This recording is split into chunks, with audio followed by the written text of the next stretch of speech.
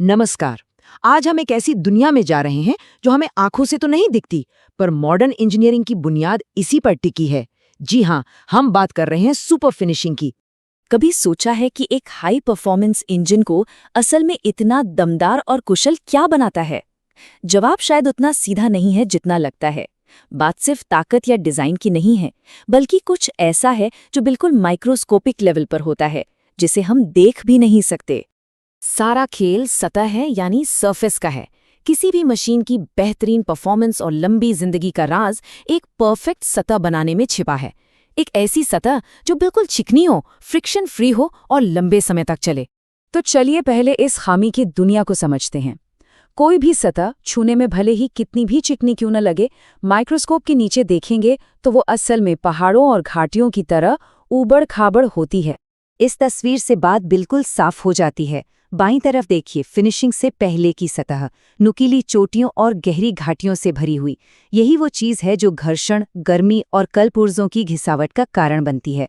और अब दाईं ओर देखिए, सुपर फिनिशिंग के बाद सतह एक सपाट चिकने पठार जैसी बन गई है। इससे घर्षण कम होता है और पार्ट्स की लाइफ बढ़ जाती है।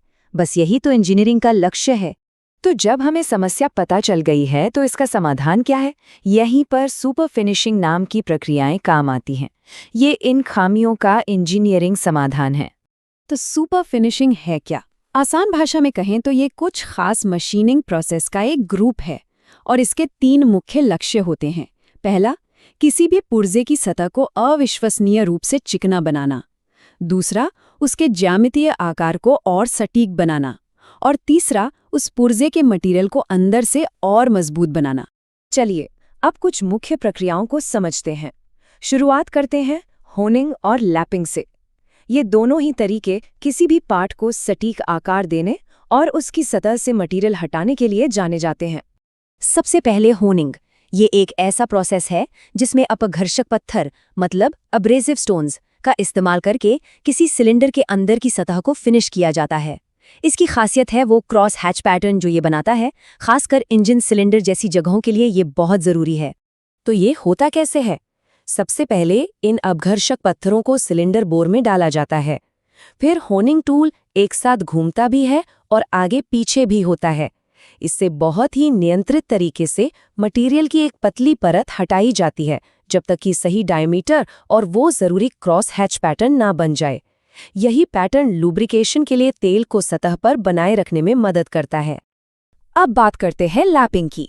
इस प्रोसेस में 2 सतहों को एक दूसरे पर रगड़ा जाता है और उनके बीच में एक अपघर्षक घोल, यानी अब्रेसिव स्लरी, होता है। होनिंग में जहां पत्थर फिक्स्ड होते हैं, वहीं लैपिंग में ये अपघर्षक कण घोल में मिले होते हैं। इस प्रक्रिया में वर्कपीस और एक लैप प्लेट के बीच में वो घोल डाला जाता है। फिर ये दोनों बहुत ही जटिल पैटर्न में घूमते हैं, जिससे सतह पर मौजूद छोटी से छोटी चोटियां भी धीरे धीरे घिस जाती हैं। और नतीजा एक अविश्वसनीय रूप से सपाट और चिकनी सतह है, जो सटीक सील्स, गेज और ऑप्टिकल पार्ट्स बनाने के लिए एकदम सही है। चलिए अब अगले ग्रुप की प्रक्रियाओं पर चलते हैं। इनका काम आकार देना उतना नहीं है जितना सतह को अंतिम और सबसे बेहतरीन रूप देना है। अब आता है सुपर फिनिशिंग प्रोसेस। हाँ, नाम थोड़ा कंफ्यूजिंग है, पर यह एक स्पेसिफिक प्रक्रिया है। इसमें बहुत महीन ग्रिट वाले अपघर्षक पत्थर का इस्तेमाल होता है, जो बहुत तेजी से वाइब्रेट करता है। इसका मकसद ग्राइंडिंग के बाद बची हुई एक बेहद पतली खराब परत को हटाना होता है, और इसमें दबाव बहुत ही हल्का रहता है। इसमें वर्कपीस एक तय स्पीड से घूमता है और वाइब्रेट करता हुआ पत्थर बस हल्के से उसे छूता है। इस धीमी और तेज गति से सतह पर एक बहुत ही चिकनी क्रॉस हैच्ड वाली शीशे जैसी फिनिश आती है। इसका इस्तेमाल अक्सर बेरिंग्स और शाफ्ट पर उनकी लाइफ को कई गुना बढ़ाने के लिए किया जाता है। इसके बाद है पॉलिशिंग। ये एक अपघर्षक प्रक्रिया है जो सतह से खरोंच हटाने और उसे एक चिकनी, चमकदार और ज्यादा रिफ्लेक्टिव बनाने के लिए की जाती है। यहाँ ध्यान साइज की सटीकता पर कम और सतह की खूबसूरती पर ज्यादा होता है। ये प्रोसेस काफी सीधा है। एक घूमते हुए पहिए या बेल्ट पर महीन अपघर्षक लगाया जाता है और वर्कपीस को उसके ऊपर दबाया जाता है। धीरे धीरे सतह की सारी खामियां दूर हो जाती हैं। इसका इस्तेमाल सजावटी चीज़ों, मेडिकल इम्प्लांट्स और कार्डियो के ट्रिम्स पर होता है। और बिल्कुल आखिर में आती है बफिंग।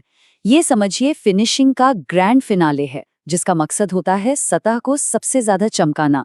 इसमें एक मुलायम पहिए और महीन अपघर्षक कंपाउंड का इस्तेमाल होता है और ये मटेरियल ना के बराबर हटाता है।